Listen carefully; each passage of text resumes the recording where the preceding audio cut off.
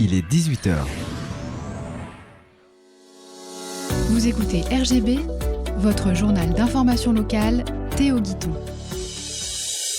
Bonsoir à toutes et à tous, il est 18h dans l'actualité de ce vendredi 12 juin. 3 condamnations après une agression à la machette à Osny, on y reviendra.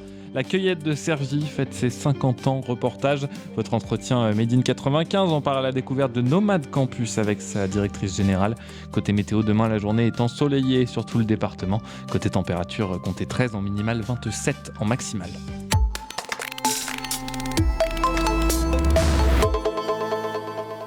Trois hommes ont été condamnés à des peines allant de 1 à 2 ans de prison ferme la semaine dernière par le tribunal correctionnel de Pontoise après une agression à Osny. Les faits remontent à la nuit du 24 au 25 mai où un homme a été agressé à son domicile par des dealers qui venaient récupérer de la drogue et de l'argent chez une nourrice qui leur en devait. Ils sont finalement tombés sur son colocataire. La victime a été réveillée d'un coup de machette porté à la jambe.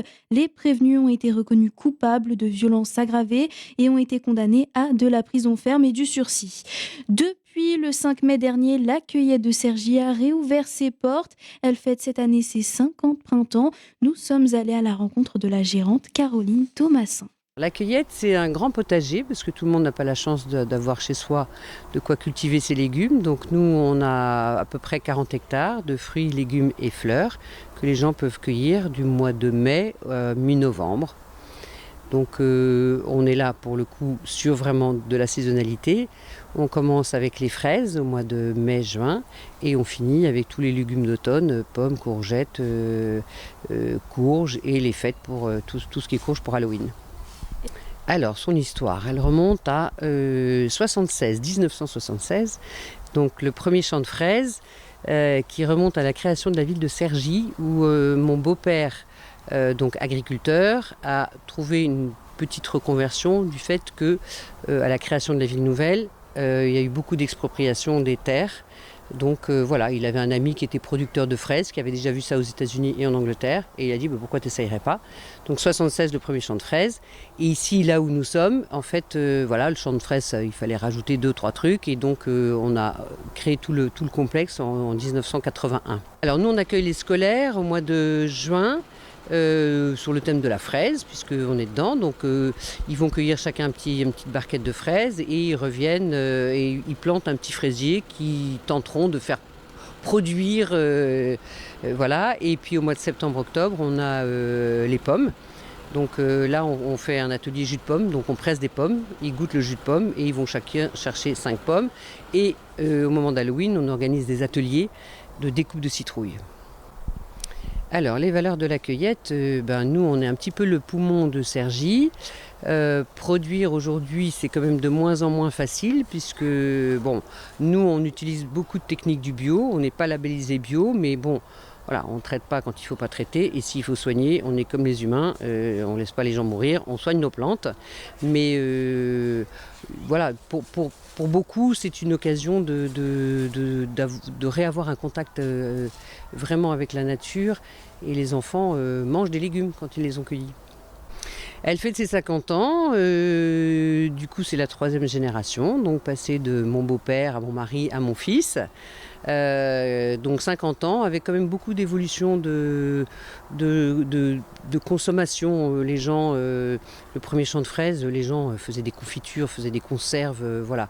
Aujourd'hui, les gens ont moins de place, donc en fait ils viennent quand même plus un peu au jour le jour, mais ils font quand même moins de conserves.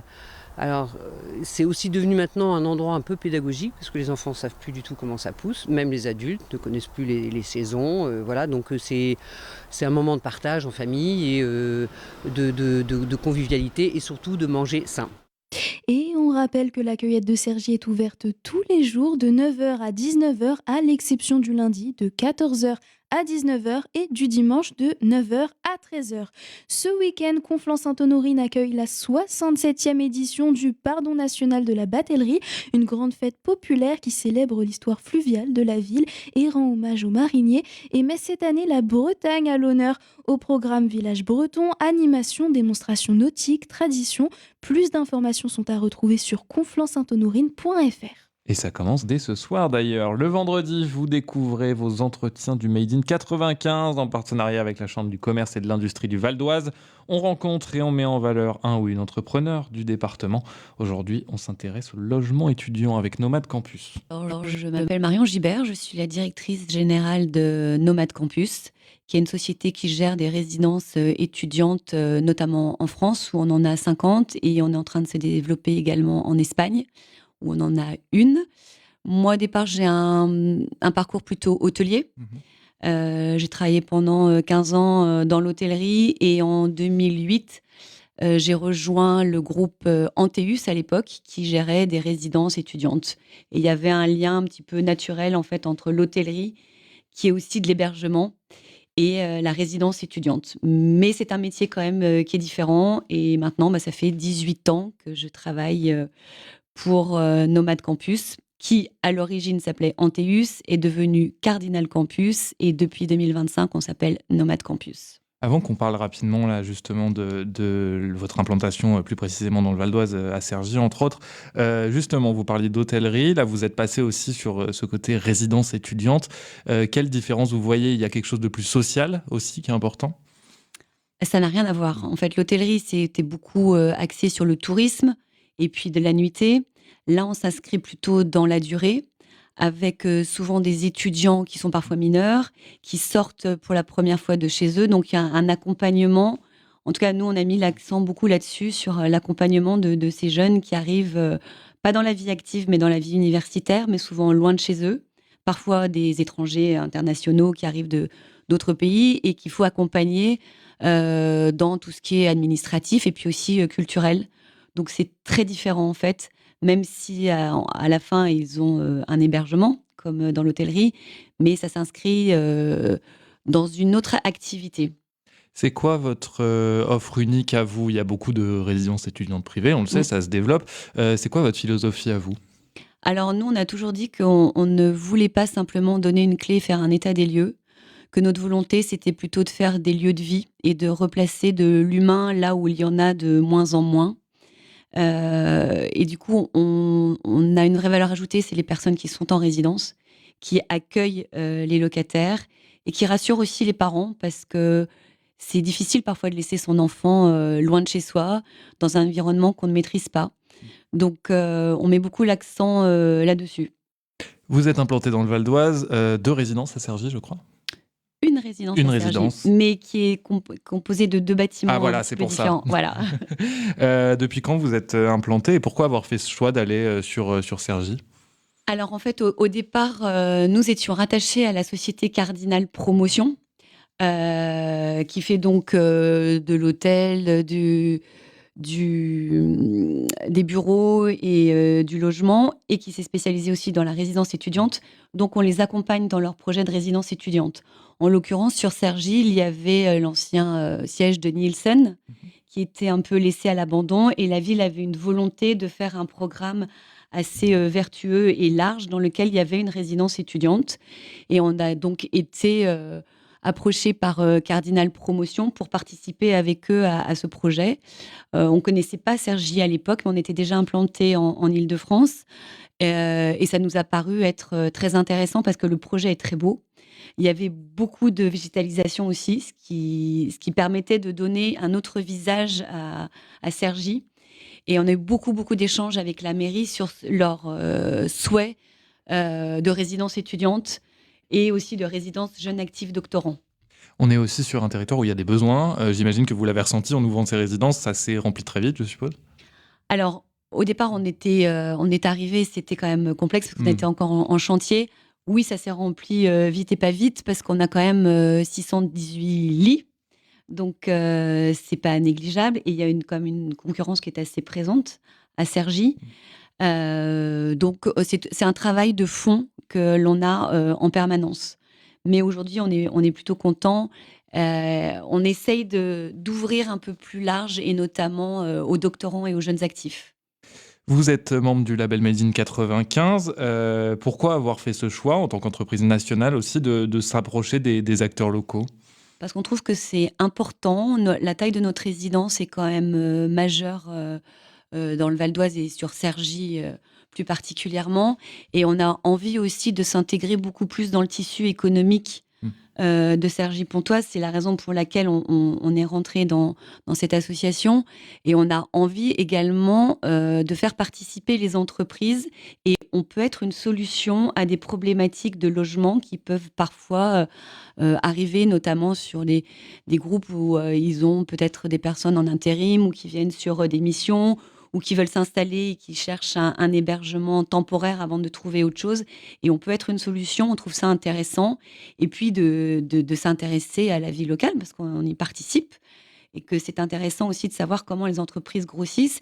Mais ça peut être toutes sortes d'entreprises. Et les écoles, de la même manière, on essaye de suivre aussi leur parcours et de voir comment nous aussi on peut contribuer à faire évoluer la ville à notre petit niveau. Et justement, il y a des partenariats aussi, notamment avec l'université de Cergy, entre autres. Tout à fait, avec CY, avec laquelle on travaille très bien. Et on essaye en permanence d'être en relation avec toutes les écoles qui peuvent arriver sur le territoire. Il n'y a pas que l'ESSEC, il y a plein d'autres petites écoles. Et on a une directrice commerciale qui est là très souvent, qui participe beaucoup aux journées portes ouvertes, qui fait venir beaucoup d'interlocuteurs. On essaye de créer dans la résidence aussi des interventions des écoles ou de faire venir des jeunes actifs qui étaient étudiants puis qui ont basculé dans la vie active. Notamment, je pense à 2 ostéopathes qui ont une association aussi, qui viennent, qui interviennent. Donc, c'est aussi notre façon de grandir dans Cergy. Est-ce qu'il y a des projets pour les prochains mois, les prochaines années qui commencent à arriver ? Alors, nationalement, ouais. Oui, bien sûr, on a des résidences qui ouvrent à peu près tous les ans. On en a 2-3 par an. L'année prochaine, alors cette année déjà, on a Le Havre qui va ouvrir. L'année prochaine, on a une résidence sociale à Clermont-Ferrand et une résidence à Séville, en Espagne. L'année d'après, on va avoir Ivry, on va avoir Levallois-Perret, Gennevilliers, Madrid. Et l'année d'après, on a encore Salamanque qui va arriver. Donc, on a un développement qui est assez maîtrisé. Vous êtes bien occupé. Merci beaucoup. On est assez bien occupé. Merci beaucoup. Merci à vous. On t'a retrouvé sur notre chaîne YouTube Radio RGB. Le Salon Ouvert en livre revient dimanche pour une 2e édition au Parc Van Gogh, organisé par la médiathèque municipale. De 10h à 17h, 22 auteurs et illustrateurs viendront à la rencontre du public entre dédicaces et tables rondes. Plusieurs échanges sont annoncés, ayant pour titre Point de rupture quand la vie dérape, Ce qui nous relie ou encore Portrait de femmes côté animation, atelier dessin avec l'illustratrice Charlotte Roeder, spectacle musical Loupé de Gilles Biswern. Oui, c'est le nom du spectacle, il n'est pas raté. Jeu de piste, initiation à la sérigraphie et déambulation de la mascotte Anne Trotro. Vous le connaissez, il y en a pour tous les goûts. Entrée libre avec vente de livres sur place. C'est la fin de ce journal. Prochain rendez-vous d'information lundi à 18h sur RGB 99.2 FM, radio-rgb.net, en direct sur Facebook, en différé sur YouTube, vous le savez, tout ça. Je vous souhaite une excellente soirée, un excellent week-end et je laisse la parole à Damien Gissa à la technique pour la programmation de la soirée.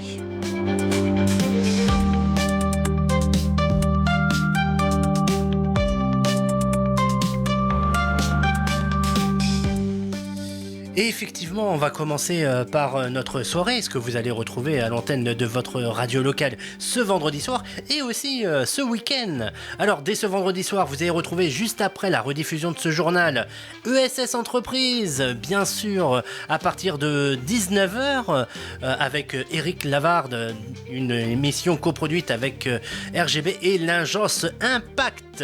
Voilà, à partir de 20h, ça sera Vibes.com jusqu'à 23h, qui recevra le Congo Youth. Voilà, j'ai bien dit, le Congo Youth. Il y aura plein d'artistes, je crois qu'ils seront au moins 7, pas loin, à s'échanger autour de la table avec Ranking Sami et Shibé.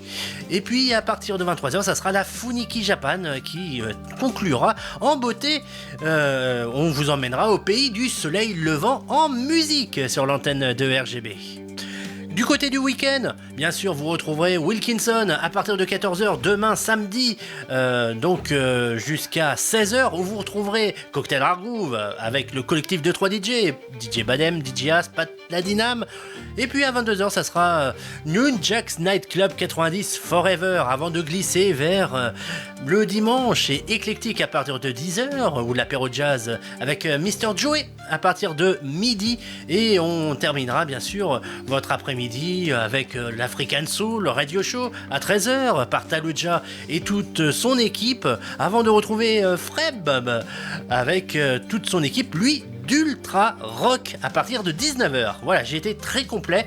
Et ben il me reste plus qu'à vous souhaiter un excellent week-end sur notre antenne, que ce soit sur le 99.2 FM, sur radio-rgb.net et sur les applications pour mobile, les radios associatives, Radio Player ou encore Radio Line.